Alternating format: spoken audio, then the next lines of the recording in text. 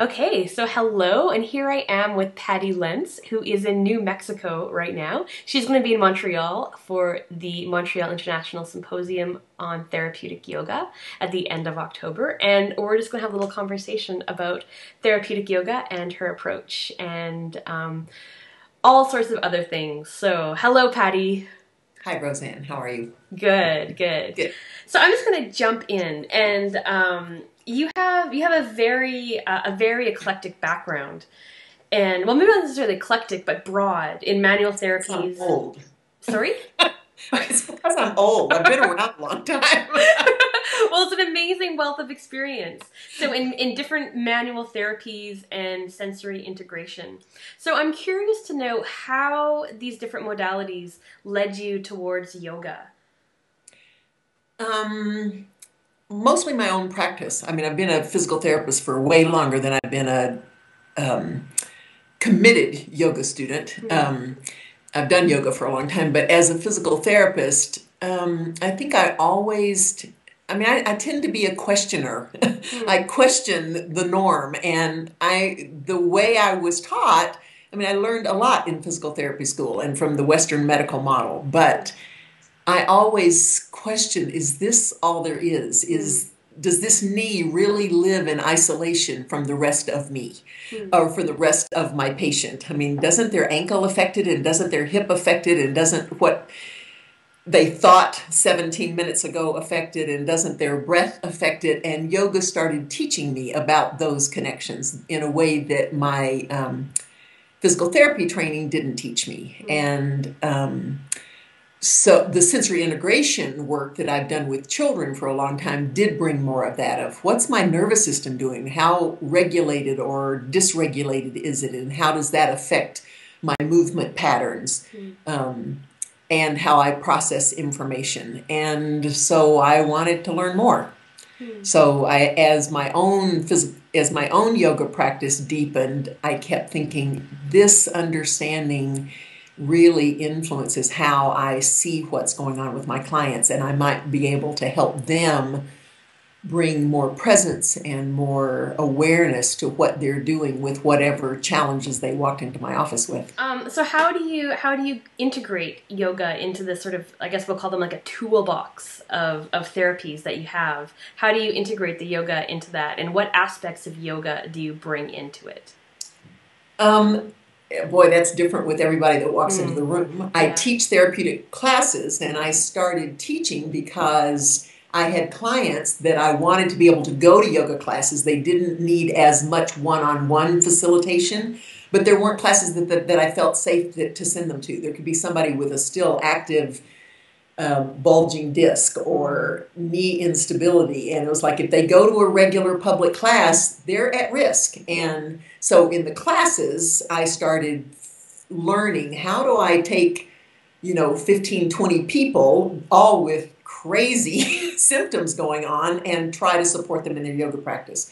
One-on-one, it may look like helping somebody learn to breathe because they get very anxious when their knee feels unstable. So, or it may be the stability awareness that their yoga practice can bring. So it shifts from just thinking of strengthening a weak muscle to how to bring what's going on in that muscle into more integration with the whole body. So in integrating the whole of yoga into your classes, you mentioned the yamas and niyamas and the breath. So how do you work those into a group therapeutic class?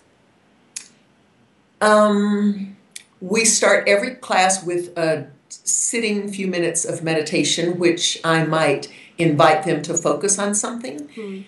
What I find is that most people, if they're asked to turn their awareness inward into the body, what they notice is what hurts.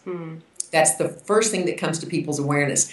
What I often do is say, notice something in your body that actually feels just okay. And can you hold that with an equal curiosity to something that feels tight or that feels there's a sharp sensation? So I try to use my language to help them broaden the awareness instead of just focusing on this hurts. Right. And that's a huge leap for some people, Yeah. many people. Yeah. It's like, but this is what hurts. This is what I have to pay attention to. It's like, well, yes, it's not about ignoring that, but how do we bring it into relationship with what happens in our nervous system if we only notice what hurts is we grip, we tighten, we get ready for fight or flight. Yeah.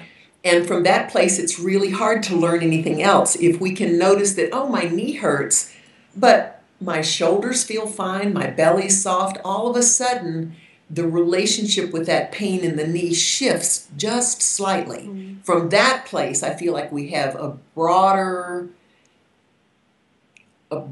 palette from which to draw it because we're not so afraid of the pain. It becomes an interesting sensation. I understand that you've done a lot of work with yoga for trauma issues. I have. Yeah. So how do our bodies hold stress?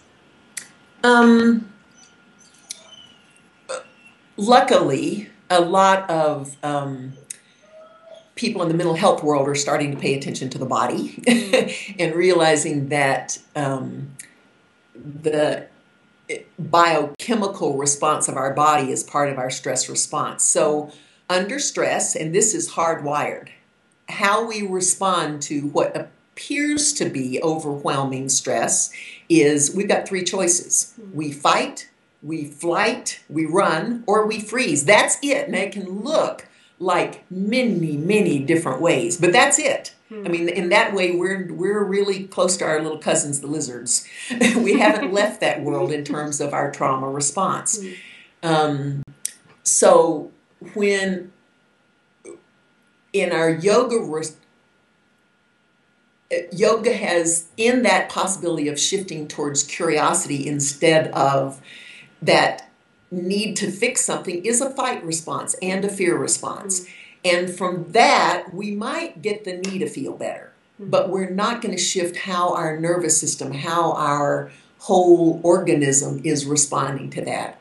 So when we can bring the breath to it, when we can bring awareness, when we can broaden our awareness from just noticing what's hurting to also noticing, oh, well, my foot feels okay. Well, maybe there's not a tiger in the room because I have the luxury to actually notice something else. If there's a real tiger in the room, I am not going to notice the sun coming through the window. I'm not going to notice, if I'm outside, I'm not going to notice that the flowers are blooming. I am on life survival. And we, in our world today, we live often as if we're in survival mode when we're really not. But our nervous systems are highly keyed toward going into that stress response.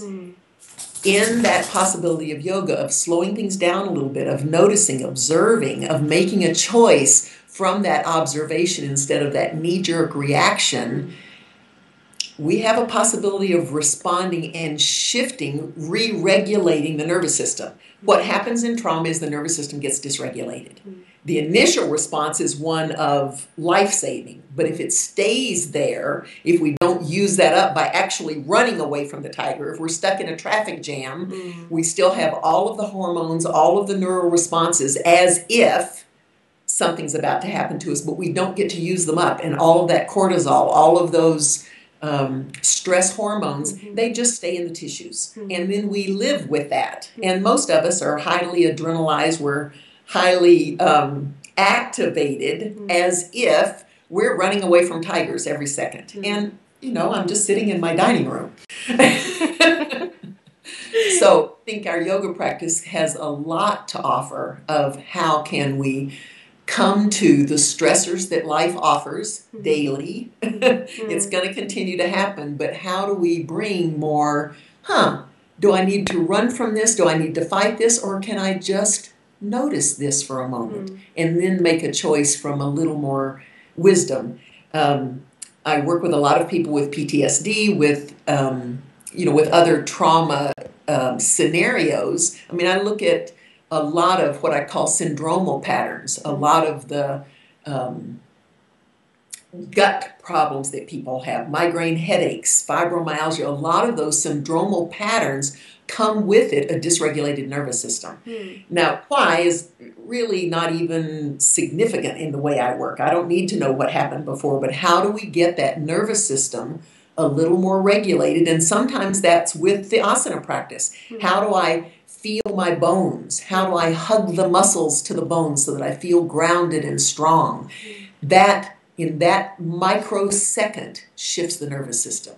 If we do that often enough, the nervous system starts coming back to a better place of homeostasis where it can respond appropriately, react when it needs to, and then settle back down. So it's like yoga is almost a way of reprogramming our system to... Absolutely. Yeah. Good word for it. It's how to, it is reprogramming it. Yeah, interesting.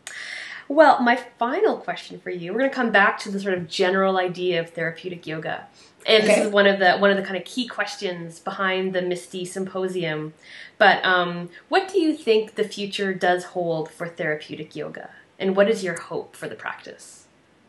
I love that we don't know the answer to that yet. Yeah, everybody's got their own answer. I was actually at the first yoga therapy conference in LA about 5 years ago, and there was a big panel, and there's so many ideas and people who want it to come more into a medical model so that, we can possibly build insurance and do that kind of thing. Others that are really afraid of the medical model of that's going to get us too prescriptive and we're going to leave that world.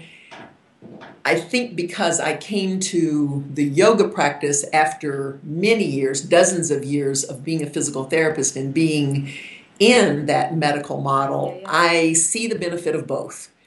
My hope is that we can learn what is of use from medical science, because there's a lot of understanding to be had. And in doing that, we also keep the wisdom of the ages that yoga has to offer. So I hope that we continue to bridge them and bring them together with the best of both without shifting into one and becoming too prescriptive and too diagnostic oriented, and yet using that information to inform how we use the wisdom of our yoga practice. So I really see the potential, and I feel like I do it all the time, so I know it's possible. And there are some people that walk into my office that really need an answer, and for those people I put on my sort of traditional PT hat, although we don't usually work with each other very long. It's not a good match. If somebody says, well, how many times do I lift my leg? And I go, I have no idea. You may need to do some work to strengthen that quad, but I don't know how many times. If somebody needs that, I need to refer them to somebody else because we're not going to be a good match. So I think to know when I'm the right person to work with them and when I'm not is part of the wisdom of yoga. I don't need to hold on to my clients if we're not working well together. But I hope that we can continue to, I actually hope we don't find an answer. Because if we don't know the answer, then it stays a puzzlement that we continue to sort of dance with. And as soon as we lock it in and say, this is what yoga therapy is, all of a sudden we've left the world of yoga. Or at least we lose perhaps the curiosity. We lose the curiosity, the deepening of, well, in this moment, it looks like this. And if we don't have some standards, personally or as a community, then we can get a little too wishy-washy. But if we lock it in, then we lose that curiosity and that place for wonderment and learning to happen. So I sort of hope we don't come up with an exact definition. But I would say that seems to be your hope. Then your hope is that we don't come up with an exact definition. And that to stay open to the curiosity and to stay open to wonder. Stay curious about it. Yeah. Wonderful. Well, thank you so much, Patti. Okay, I'm just gonna click stop. And but thank